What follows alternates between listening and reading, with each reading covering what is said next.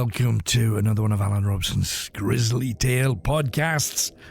Hope you've been waiting for it, because there's so much stuff that I've got to tell you as I dig around and find out the weirdest and most fascinating and wonderful things.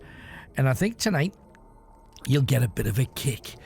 Now, I don't know about you, but when shell suits were in and everybody was kind of swishing in all directions, I can look back and say that was truly not my finest moment.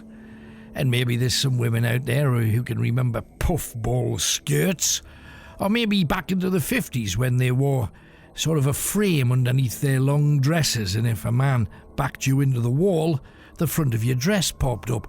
There's a lot of stuff, fashion-wise, that hasn't been terribly good. So I thought I would look back through the entire history of the world to some of the biggest mistakes, some of the biggest faux pas when it comes to fashion. Now, see-through clothes. From time to time on the catwalks you'll see this happening, but it's not a new thing, not at all. You go back to ancient Rome and it was all the rage, particularly during the reign of Nero. Clothes exposed both of a woman's breasts and also her genitals. The trouble was, said Seneca, our women have nothing left to reveal to their lovers in the bedroom that they have not already shown them on the street. So not long after that, they started putting various items of clothing over the necessary areas. Now, speaking of that, most people have heard of a cod piece. A lump of, fashion furniture really, that was placed over the penis, almost like an erect penis, but made of cloth. Now, this was an essential accessory for the Renaissance man. It was designed to fit around the male penis like the finger of a glove, and it was worn all over Europe in the 15th century. Now, one of the critics of the day, Michel de Montaigne, said, "What is the purpose of that monstrosity that we to this day have fixed to our trousers, and often, which is worse, is far beyond its natural size through falseness and imposture?" Probably it was thought to facilitate the armoured knight's call to nature, because when you've got armour on, you wee yourself, and nobody tells you that when you get into the armour. But yeah, you've got a whittle inside, which is bound to make it a bit rusty. And your armour. Here's another thing. You know, when you watch Elizabethan stories, you see a huge collar around everybody. Well, do you know that there was a purpose for this unruly ruffle-like thing? And it was called a flea cravat. For about 200 years, from the 14th century onwards, English ladies wore special fur collars around their neck underneath the ruffly bit. And the accessory was designed to attract fleas, taking them away from the rest of the woman's clothes and the woman's furry bits. Oh, here's the thing I've never understood either, and you've probably seen this 1,000 times. It's the people who shave off their eyebrows and then draw them in the wrong place.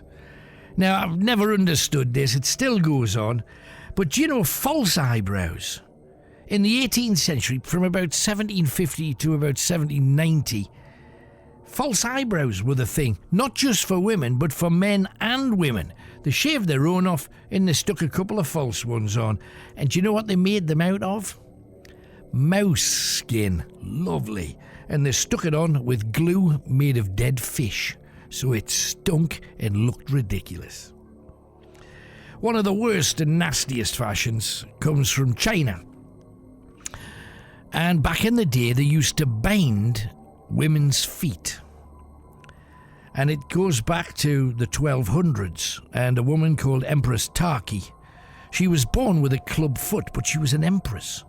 So her courtiers thought, as deference to her and out of respect, they would bind their own feet in cloth to look like her feet. Now, it didn't take very long before these tightly bound feet became completely deformed.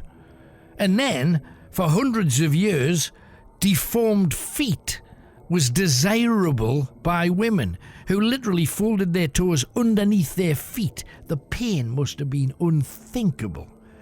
Their husbands used to encourage foot binding as well, not because they thought it looked good or sexy or anything, because it didn't, it was rotten, but because a crippled wife is less likely to run away. They say it's a man's world. It really was, but it surely isn't now, thank heavens. Here's another thing that you would think men wouldn't need. Or would you? An erection restrainer. Yeah. Queen Victoria's consort, Prince Albert, gave his name to a form of body piercing. He says, I've got a Prince Albert. You've heard people use the expression. And it became fashionable amongst gentlemen in Victorian times.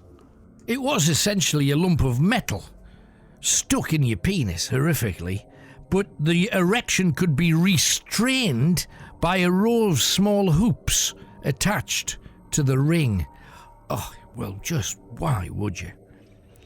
Also, we mentioned how in Roman times people used to bare their bits and bobs.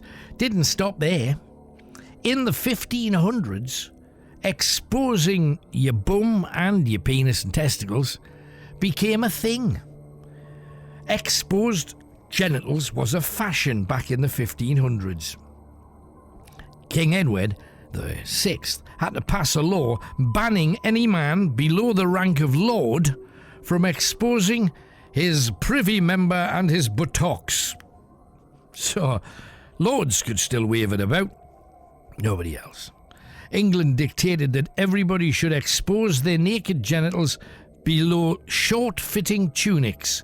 If the genitals were not big enough, a man could wear padded, flesh-coloured false penises and false balls, and they were called briquettes. How about that? Strange but true. But anyway, the king banned it, so we can't do that anymore, except at weekends. There's a thing called Sollyman's Water. I don't know whether you've ever heard of that. I hadn't. It was a top brand beauty lotion back in the 1500s. And apparently you applied it to the skin and it would get rid of spots, freckles and warts. It was highly efficient, although frankly if you used a blow lamp to burn your face off, it would have similar consequences. The main ingredient in this lotion, Sollyman's Water, was mercury. It burned away all of the outer layers of skin and it corroded all of the flesh underneath, making a right mess. One side effect as well was that it made all your teeth fall out even faster than was what was usual at the time. Strangely enough, back in those days, the 1500s, most people had lost all of their teeth by the time they reached their middle 30s. It takes the rest of us a bit longer to do that. Radiation beauty treatments. Sounds unlikely, doesn't it? But one of the most popular things to be found in American beauty parlors in the early 1920s were actually X-ray machines designed to remove facial hair, body hair. Radiation was also used for pretty much every disease. If you went in to this salon and they said, I've got a bellyache, they'd say, oh, we can cure that. And they'd give you a whole series of X-rays. It was a cure-all for everything. And they also produced products, radioactive toothpaste that was supposed to give you whiter teeth and help with your digestion, radioactive face creams to lighten your skin, radium-laced chocolate bars as well. And there was a real heavy trade well into the 1930s. One of the most popular was radium water, sold in America as a tonic that they called liquid sunshine. And yet, it was a killer right from the very beginning. It ended up killing thousands of people. And in 1932, the best-known British hair specialist, a man called Frederick Godfrey, was advertising radioactive hair tonic as late as 1953 from a company in Denver.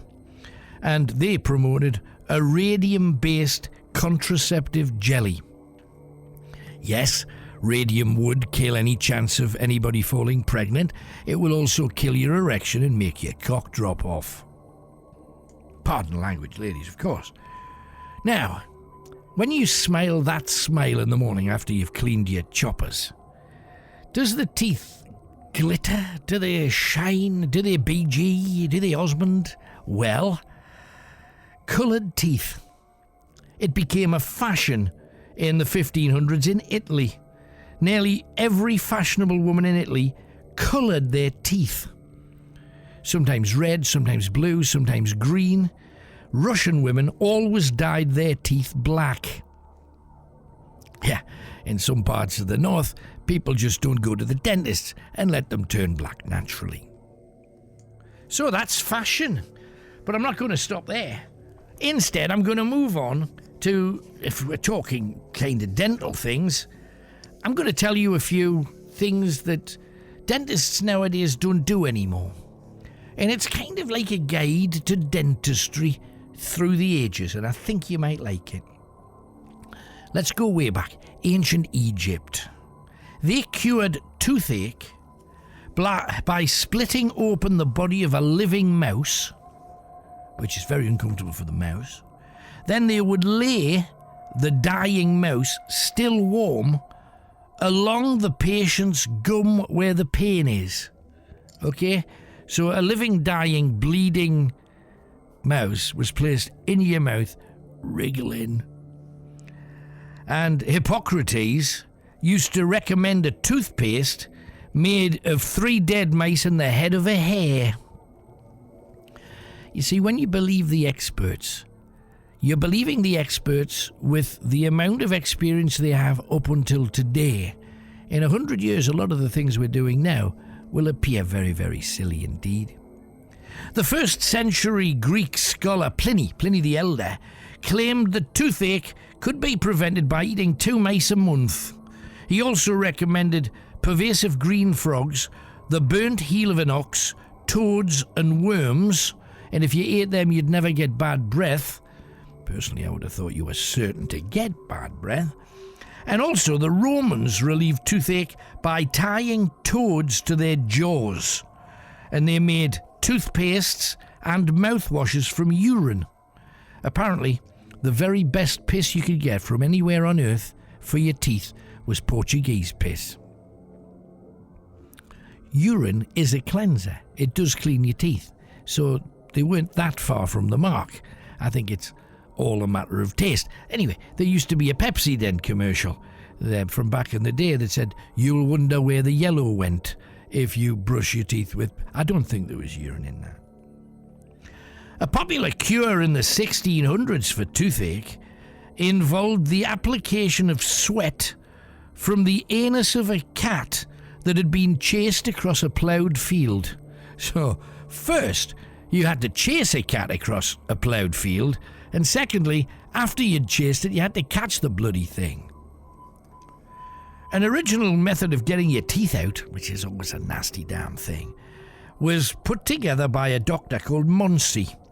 He was the resident physician to the Chelsea Royal Hospital, which is where the Chelsea pensioners come from. He took a strong piece of cat gut, wound one end around the patient's tooth, and threaded the other end through a specially prepared bullet with a hole drilled through it. The bullet was loaded into his revolver and fired. When the bullet zipped across the countryside, there was a tooth attached to it. Problem was, a big chunk of gum quite often ripped off too, and sometimes the tooth went literally through the lips or through the cheek. Early British dentures, there's the thing. We already know that George Washington had a set of false teeth. We've told you about them before. It's made out of hippopotamus teeth. It shows you the size of his gob. However, early British dentists mounted sets of dead human teeth taken from dead bodies dug up from the cemetery, from real corpses. The fashion for wearing dentures made from real human teeth went hand in hand with all of the body snatching that happened in the first half of the 1800s. Toothing, it was called, and it was big, big business. The teeth of the dead became really quite valuable, and a lot of body snatchers took to toothing as a way to spend their spare time. Let's dig somebody up and pull all their teeth out. Tons of teeth from the dead of the American Civil War were shipped to England to be worn by the rich and famous and fashionable of the day. And later on, there was a craze not just for dentures to be made from human teeth, but for human teeth implants. Transplanting a tooth from a dead body into somebody else's gums and sewing it in. Surgically implanting it into someone else. Now, this was dangerous, and it encouraged poor people to sell their own perfectly good teeth for literally pennies. And this practice went on in Britain till after the First World War. Artificial dentures were invented by the end of the 1800s by an English dentist who hated handling the teeth of dead people. Cheap celluloid teeth. They never really caught on because they were highly inflammable. And if anybody smoked a cigarette, their entire mouth burst into flames. It badly burnt literally hundreds of thousands of people. Funny we don't know these things. It's a good job I'm here, otherwise you'd never know. In the 18th century, that's the 1700s, a dentist called Martin van Buchel promised gums, sockets and palates formed, fitted, finished and fixed without drawing stumps or without any pain at all. Now, this was quite a brave claim, given that his technique amounted to hitting patients over the head with a stick or blowing a trumpet in the patient's unsuspecting ear seconds before a tooth was to be pulled. Van Buchel was more famous for his dead wife, because ever since her death in 1775, Mrs. Van Buchel was embalmed with oil of turpentine and camphorated spirit of wine, and he had her on display in his sitting room in a case with a glass lid so people could lift it up and touch her. Oh, jeepers. Well, wad you. Now, let's go to Russia. Oh, bad teeth in Russia. Blimey, did they? When the Russian Tsar, Peter the Great, saw a bad tooth being pulled, he suddenly really fancied becoming an amateur dentist. So overnight, the Tsar ordered his 250 courtiers to help him with his brand new hobby. He carried out spot checks on the mouths of anybody who was passing, and if any tooth looked a bit dodgy, he'd whip it out. Not one person turned him down. The screams of his patients only made him more keen to get it right next time. Mind, he was an incredibly strong man, so it wasn't unusual for him to get carried away and accidentally remove a big lump of gum as well. And quite often, some of the courtiers got septicemia and died on the back of it. But the Tsar, very proud of his work, he kept the teeth in a little bag and would often show his collection to visitors, including his favourite piece, where there was a tooth and a good 2 inches of gum around it. Have you heard of a man called Thomas de Quincey? Well, he was a writer back in the early 1800s, and he started taking opium for toothache. A lot of people have taken drugs for that kind of reason, because toothache's a nasty damn thing.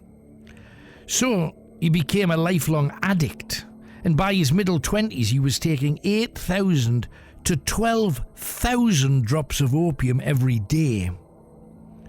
The remedy worked. All of his teeth fell out, and he had to live on liquids for the rest of his life. Let's get a bit nearer to now. In the 1990s, a dentist from Tennessee called Stephen Cobble was charged with professional incompetence because one of his patients actually died. Then other patients also complained that he'd given them checkups by having his assistant rub their backs, stomachs and arms. They sedated patients by administering injections to their groins and navels. They transferred C-section scar tissue to treat a jaw disorder, and they once made a patient stand with 1 foot on a stack of magazines and prescribed him a diet of beef, salt and eggs and a 1/4 pound of butter every day.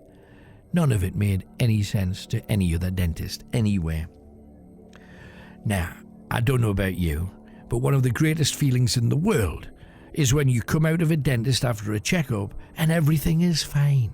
You could sing, you could dance, you could literally perform a routine around a fountain, like the family in The Sound of Music, if you don't need anything done. And one man who was similarly frightened was Walter Hallis. He was from Leeds and he was 26. He had an absolute dread of visiting the dentist.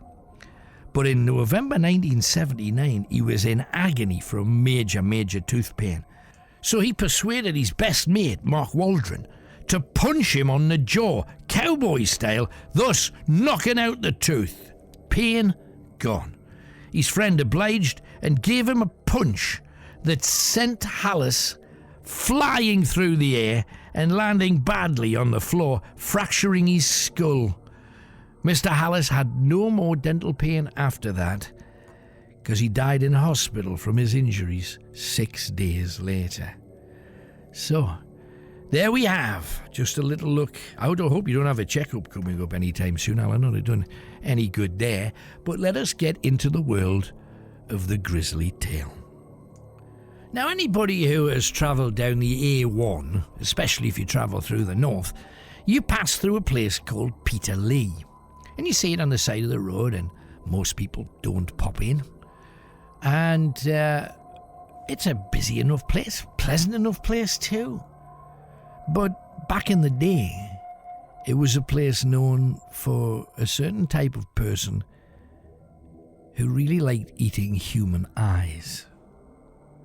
Now, as most people know, most witches, or the people labelled as witches, were far from it, merely the wiser women from a village, town or city. In fact, almost 90% of all witches hanged, burned or pinned to trees were completely innocent, murdered by witch finders paid per witch that they found. So they would always find hundreds of thousands of them across the world. And this in turn drove any real witches, who nearly always avoided being captured, especially those who dabbled in the dark arts, to move away from people and to establish a coven way out in the countryside. And such was the case of a particularly nasty batch of witches who hid in a major forest that covered where Peterlee now stands. They'd built a home into a rising embankment, and they dug out caves exactly where Cotsford Field now stands. Back in the early 1800s, this was a huge tangled forest named the Scottish Ford, because William Wallace had once escaped from the English because a stream there had overflowed in heavy rain, bogging down the cavalry that was chasing them. Over 20 troops fell into the ford, and as they wore heavy armour, they drowned or they sank beneath the mud as the Scots raced away to hide in the heavy thorny tangles of what was an impenetrable wood at the time. So for centuries, local farmers refused to enter the wood, even for hunting, because it was said to be cursed by the ghosts of the dead soldiers. It was said that the dead, decomposing bodies of those troops used to claw their way out of the ground to attack anyone who disturbed their sleep. Now, there are dozens of stories from the 14 and 1500s of children going missing, women lost in the woods, and small boys found strung up from the trees, their stomachs hacked open, their intestines dangling down to the ground, and partially eaten by the wildlife that lived in there. It is fairly easy to imagine that very few people would ever go there on purpose. The nearest building to the wood was a chapel on a small mound that is now part of Chapel Hill Road. Although the original building was totally destroyed in June 1815, Mary Cuthbertson was a heretic. She loathed the Christians, for over the centuries they had tried to wipe out, by plain bloody murder, anybody who didn't believe what they believed. They'd chased out many of the rich Jewish folks, even though they were often respected pillars of society. They stole their money. They took it, they said, was stolen actually, and by the use of rape, violence, and murdering entire families, the Jews were driven out of counties, one after the other. Travellers from Europe met similar fates as Christian churches became rich, having stolen land, gold and goods from hundreds of thousands of people across the north and across the country. So Mary Cuthbertson, having established a warren of caves, had created an underground lair held open by a mass of tree roots and yet hidden by tangles of thorns. Even if people were brave enough to look, the thorns tore the flesh off their bones, so they would search elsewhere. She was joined living there by two Jewesses called Ruth and Mary, who had been made widows by the Christians, their children also murdered. Those driving them out had set a pack of wolfhounds onto them, tearing the poor children apart. So these two women had nowhere else to go. So Mary found them. Faith was something that was a person's own privilege. Mary wasn't bothered if you believed something else, so she took them in. If they had appealed to the church to take them in, they would have been killed. In total, there were around 8 outcasts living with her. One, a dark-skinned lady called Mama, who had travelled to England as a slave and had escaped her owner.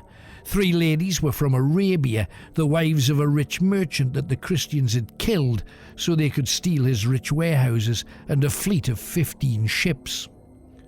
The women said that no true faith could be based on the murder of innocent people, so they decided they were going to war against the Christians. They agreed that if their respective gods or prophets had been real, they would not have had to suffer the horrors that they had. So they shook off any religious loyalties that they had, and they all became heretics, making spells against Christians, and discovering that they didn't work unless they decided to use more straightforward methods.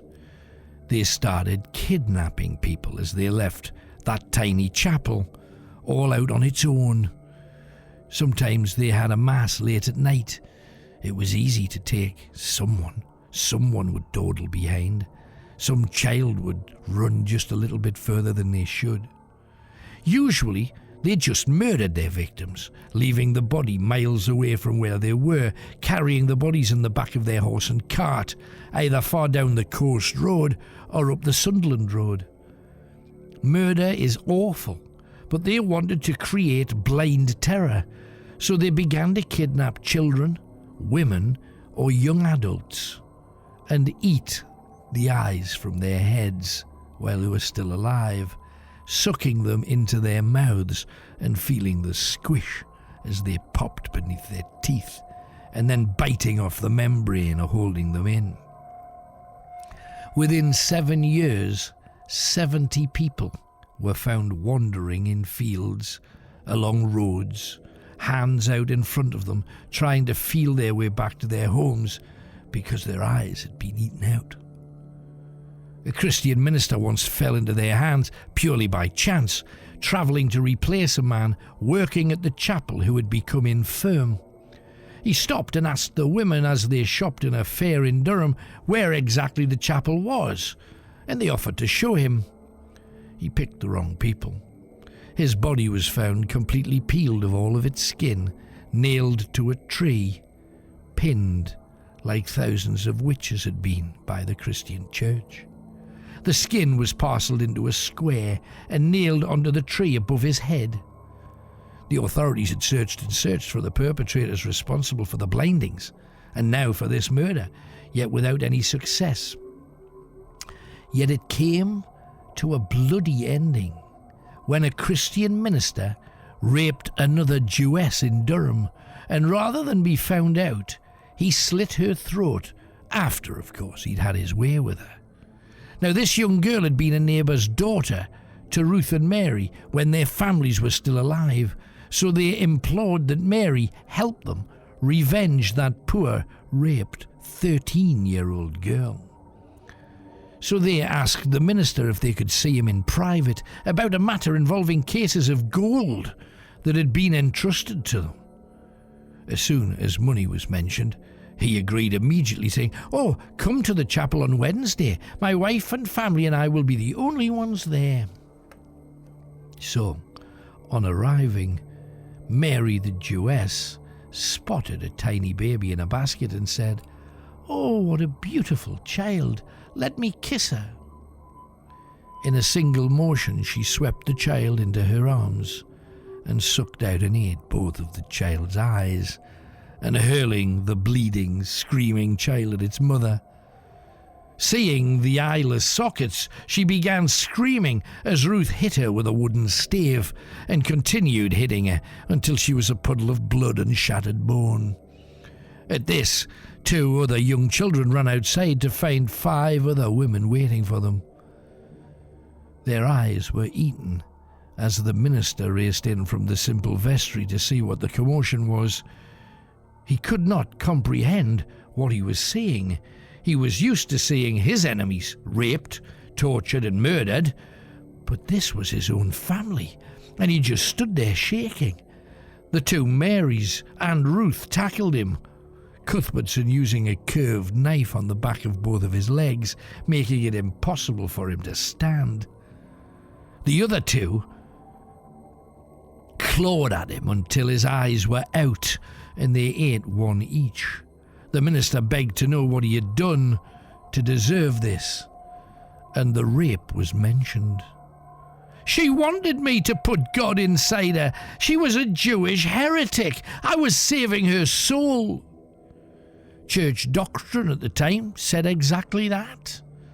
The women battered him to death, stamping on his genitalia until his entire lower body was unrecognizable. But unbeknown to the witches, they were followed home by the minister's wagon driver, who had hidden during the attack.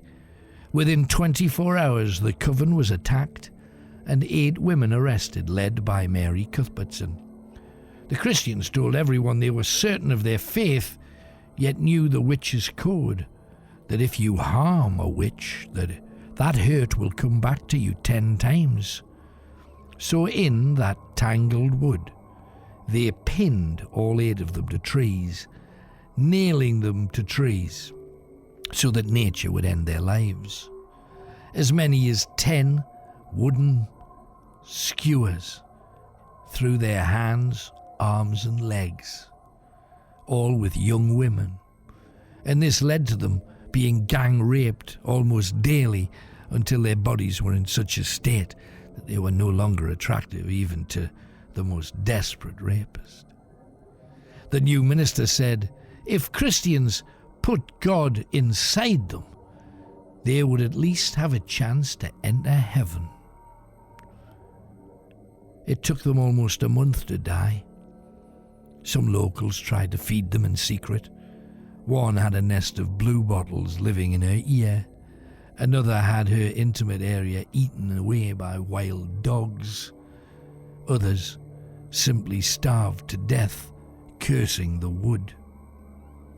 And even now, on Cotsford Field, people can glimpse shadowy figures sweeping across the open field, seemingly moving from side to side, avoiding the trees that are no longer there.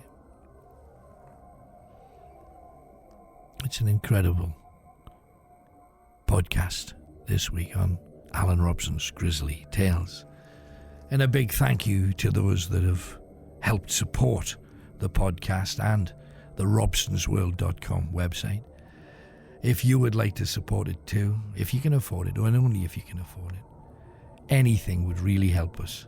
And all you have to do is go to robsonsworld.com, where you can download hopefully something that will entertain. Or if you wish to make a donation, we would thank you humbly and graciously. Thank you. But we are far from finished. There are more stories. And I'm going to take you to a place that you may have visited. Bowes on the outskirts of Gateshead. An amazing sight, said to be thoroughly haunted by a variety of characters that regularly show themselves to workers and visitors alike. The buildings date back to 1826, yet prior to that, not too many people know, it was the site of a major battle involving the Scottish hero William Wallace. The village of the Spring was small, inhabited by 3 families totaling around 30 men, women and children, and Wallace's men, heading south after their assault on Newcastle, headed towards the village to collect food and water. The people there had been friendly and hospitable in the past, and they said that they needed food and water but would not assault or kill anyone, provided they were helped. So in exchange for their lives, they slaughtered some cattle and chicken, etc., cooked some food, and let Wallace and his men fill their water pouches in the freshwater spring. The problem was, it was just then that the English army that had been waiting close to Lumley decided they would march in to rescue the families, who were frankly safe already, and being outnumbered almost 4-1, the Scots decided to scatter, leaving the English troops in their formations shooting at shadows. The captain, a man called Van Boyten, who was a Dutchman, ordered his men to wipe out the Scots and take pleasure where they found it. This essentially meant theft and the rape of any women they found, usually the Scottish camp followers. Yet this time, the only women they found were the villagers' wives and daughters, and some of them were literally raped to death.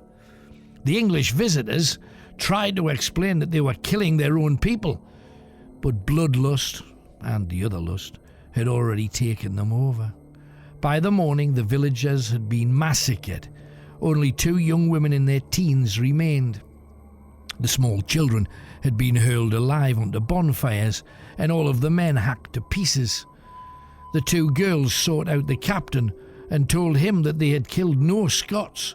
Instead, they were murderers and rapists of their own people and must face a court over this. Instead, he ordered the girls to be executed, and they were hanged on trees nearby. The attack was reported to the king as a gallant victory by His Majesty's forces against the Scottish army. The Scottish reported it very differently, saying that despite being almost surrounded by English soldiers, not one Scot was killed, although they took the lives of 17 men before vanishing into the countryside. The English were not even able to track them. It was a reprehensible massacre of a friendly village. No one lived there for almost 120 years, until a well was dug there by a farmer and the community of Springwell began. The current site has a haunted blacksmith shop, often visited by a see-through man in a boiler suit, wearing a flat cap as if he's about. You get a very strong smell of soap, and if he spots you, he throws stones at you. This is a particularly eerie location. Many visitors have run out of there screaming after being touched, slapped and pushed by an unhappy and angry entity. Women in particular seem to get short shrift from this particularly unpleasant character. And across the site, in the brake cabin at the head of the Springwell self-acting incline, gravity using this slope to send wagons down to Jarrow by the Tyne emptied. Returning vehicles came back via a return wheel, and between 1826 and 1900, 211 people were killed and 187 badly injured working on the site. Some had legs torn off, others completely sliced to pieces by trains. The wagon shop looks like an industrial cathedral, recently restored as a large workshop to maintain the fleet of wagons, and in here, dark shadowy figures are regularly spotted, noises ranging from talking, yelling, whispering, screaming, and also voices right in your ear. There is one character, Clean Willie, a young engineer from 1827, thought to be the very first to die on the site. His ghost watches over the entire site and brings with him the smell of soap. Despite his occupation, he hated his hands being dirty, and he would wash and re-wash himself before putting on spotlessly clean clothes to return to his wife. No one is sure how he died yet. His wife is said to be floating around the yard searching for him.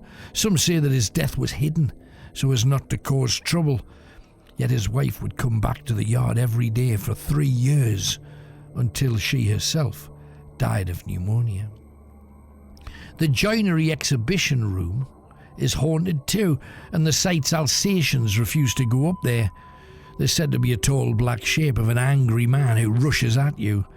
Some say they've seen his eyes and were forced to run. In the locomotive shed, visitors have caught on camera a see-through man wearing a flat cap. This is said to be a man who accidentally decapitated himself. He'd been asked to load slate sheets and the pallets had been stacked too high. And the third pallet, stacked 8 foot high, he reached up to tip a sheet up to lower it, and it slid down at such a speed it took off his head and 8 of his fingers. Many trains were used underground, and this cost many lives down there. The platform is said to be haunted too. In the early 1900s, a man called Geoffrey Richardson was there applying for work. He'd been roughly interviewed, and as a train rode past him, he died of a heart attack on the platform. Ever since, he keeps getting seen, looking even more pale and grabbing hold of anyone standing on the platform by him. At Blackham's Mill, you can board the train and maybe hear a female ghost. This lady lost her child in the area, and whilst searching, she found a wagon covered in blood and knew that the child's body was lying somewhere on the site.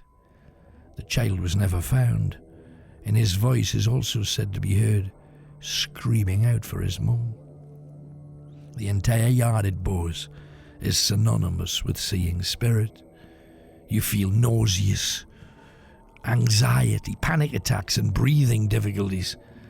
Many visitors pick this up as they travel round, and if you have health issues, you really should think twice about going to visit Bowes Railway.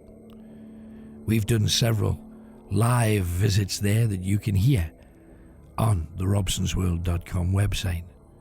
The first one, we took 3 women, all mothers, on Mother's Day, to visit Bowes, and it was a scream fest.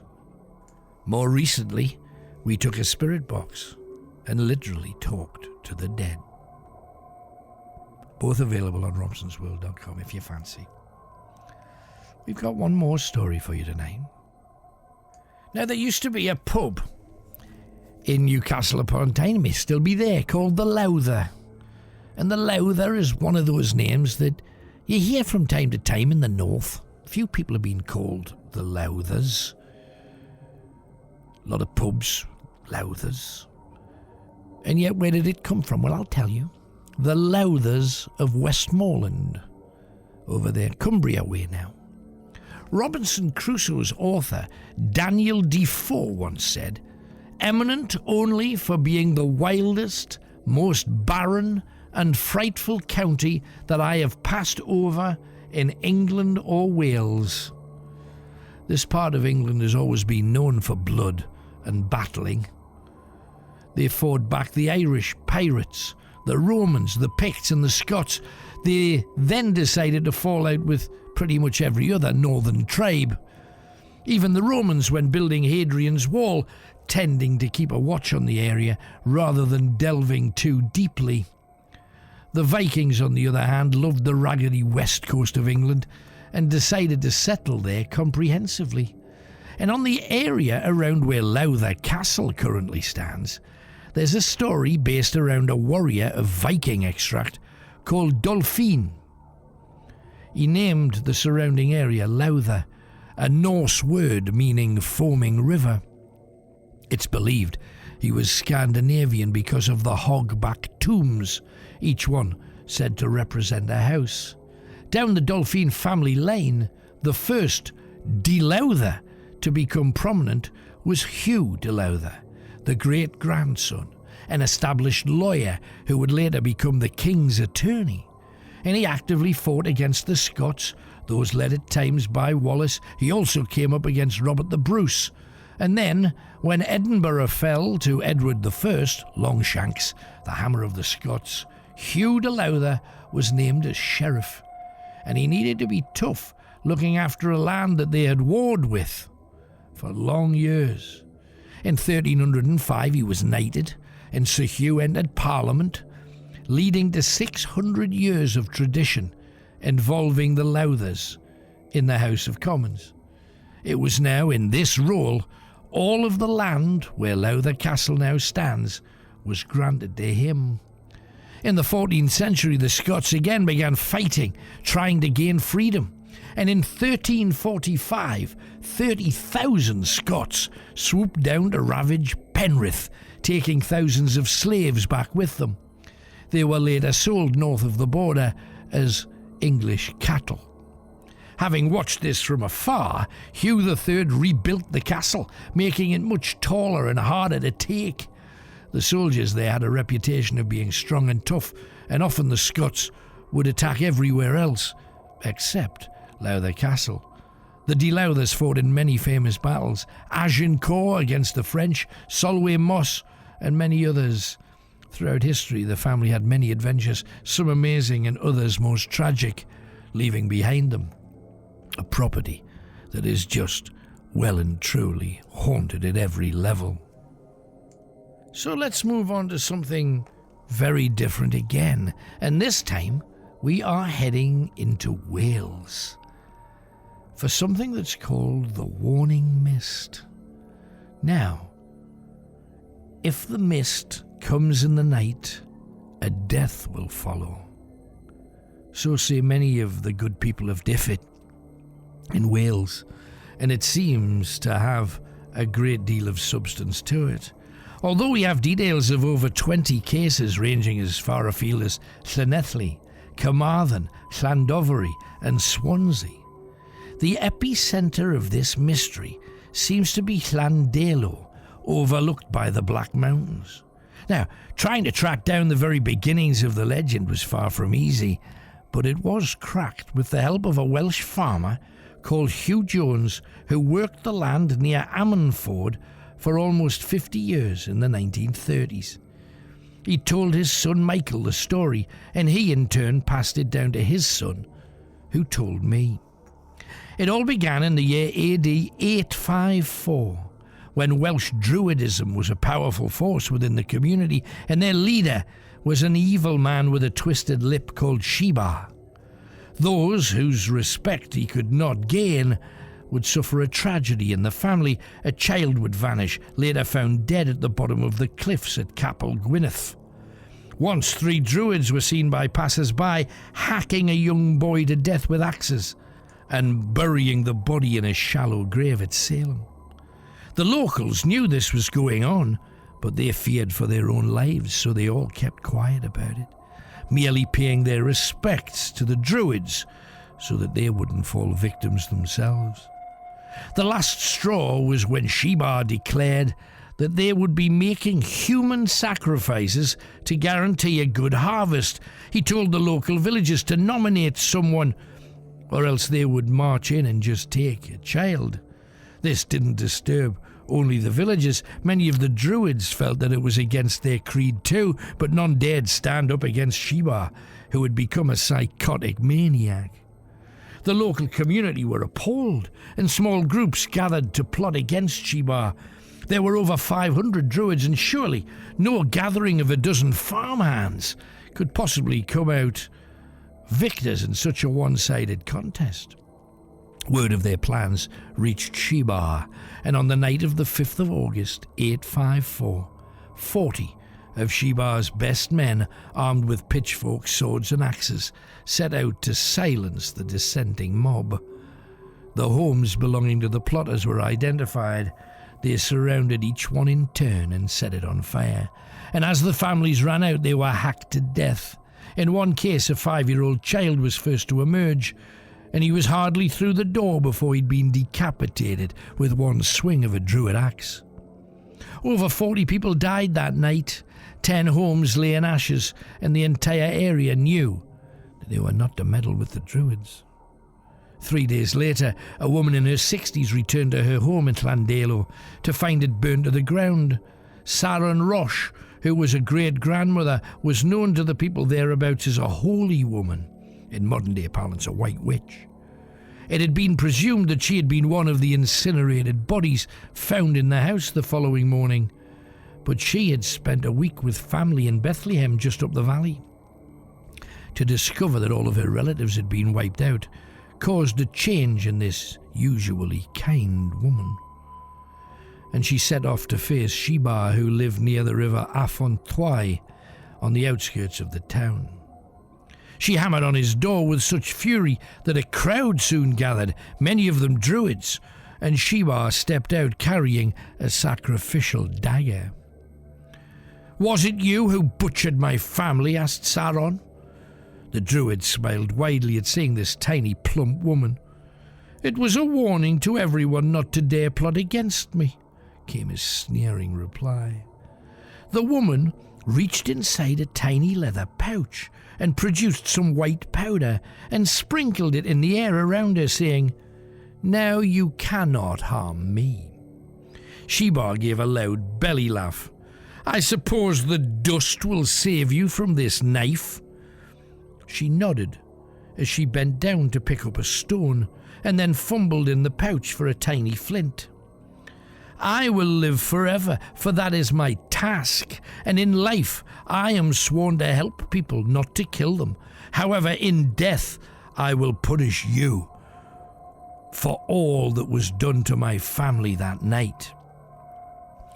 The twisted face of Sheba contorted into a puzzled expression as the old woman struck the stone against the flint, and a spark set the dust on her own clothes alight, and she exploded into a ball of flame. The crowd gasped in amazement as they watched her skin burn, crack, and fall away from her bones. All the while she was shouting at Sheba, "And now you're mine," reaching out her small chubby arms until all of her clothing and skin had gone, and the only thing reaching from the flame was a long skeletal finger barely a yard from Sheba's face. By this time, hundreds of people were watching as the body, instead of turning into ash, became a cloud of grey-gold smoke that just seemed to hang over the ground. Sheba was ash-white himself, and he turned to the throng, saying, "You see, the hag was so terrified of my wrath that she chose to take her own life." No sooner had the druid uttered what proved to be his final words that the smoke began to wrap itself around him. It then poured up his nose until the smoke vanished completely, and as he writhed around the ground, his skin began turning the grey-gold colour of the smoke, and he began to shake as if he were having a violent fit. He rolled towards the river, and much as he tried to scream and claw his way away from it, some invisible force dragged him under the water. His mouth was open, but his words just never came out, and something held him beneath the surface as the air left him to be replaced by water. The eyes that had shown so much contempt for the old woman now saw nothing. Druids began tearing off their robes, hurling them into the river Afontoy, and running back to their homes. And as the people looked on, Sheba's body shot out of the water, landing on the very spot where Saron Roche had taken her life. Above the river they could see the mist beginning to circle, and they heard a voice crying, "Let death never creep upon you again, for I shall warn you of its coming." It sounds far-fetched, yet many stories have since emerged from as far back as 1788 about a strange mist that people see in their bedrooms and a knocking on the window to warn of a forthcoming death in the family. And this was commonplace right up until the 1920s. Then, for some reason, it wasn't heard of again, but came back in the 1950s when a spate of stories came out, some featured in local newspapers, about how this deathly mist had appeared, presaging a death. In 1978, a visitor to Llandelo called into the King's Head Hotel, and during a quiet pint, he saw this strange golden grey fog and felt suddenly frightened. At first he thought it was cigarette smoke, but from the way it twisted and moved, he realised that it wasn't. And on returning to his home, he discovered that his mother and father had died in a car crash. Coincidentally, the manager of the King's Head Hotel did tell locals around that time that he'd witnessed a strange fog on a couple of occasions. This he put down to the ghost of a customer who was supposedly pushed out of a window to her death in the 1830s. In 1983, Malcolm Addison, a double glazing salesman from Swansea, was in the area with a team of workers canvassing for work when he pulled up his Volkswagen at the side of the road near Fairfach. He was filling in his report forms and he had to pull down his sun visor as the sun was so strong. Then he suddenly realised it was as if someone had switched off the sun. It really was that fast. It was as if somebody had switched it off. 1 minute I could barely see for the glare. The next moment it was black as pitch. I looked up and from the car was totally surrounded with what I thought was a brown fog. But it was moving round and round the car. It was as if it was stirring around me. I even wound the window down and put my hand out into it, and I could make a hole in it and see broad daylight on the other side. Then it moved away and I could see it in my rear view mirror moving off down the lane. And then inside, I filled with dread. It was as if I just knew something was wrong. So I drove to Llandelo and phoned home. Thankfully, everything was fine, or so I thought. When I did get home, though, there was a letter waiting for me telling me that my best friend, the best man at my wedding, Brian Charles, had suffered a stroke and died. In November 1992, I personally was playing in a charity football match at Gateshead International Stadium with Kevin Keegan, Frank Bruno, Eddie the Eagle Edwards, American wrestler Rowdy Roddy Piper, and many more.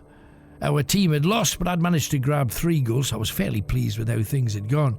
So as I made my way to the car, signing as many autographs as I could, I was handed a note from a young girl called Claire Taylor that told of how her mother had a premonition of her husband's death.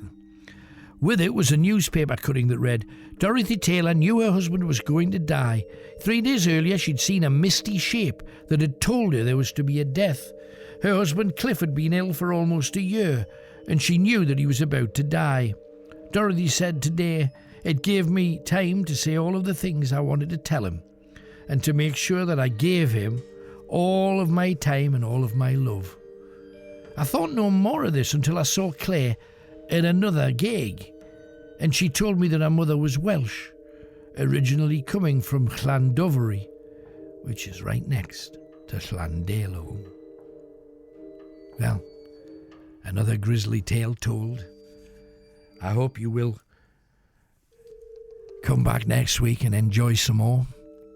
And if you can, have a nip over to robsonsworld.com. See if there's anything there that you would like to have a listen to and enjoy. And maybe walk in the footsteps of some of the famous people that I've managed to walk in the footsteps of. We mentioned William Wallace in this episode. Walked in his footsteps, and I regress someone back to that time when he was killed, and you can hear him die in that podcast. Anyway, until next time, from me, Alan Robson, stay well. God bless you, and I wish you well.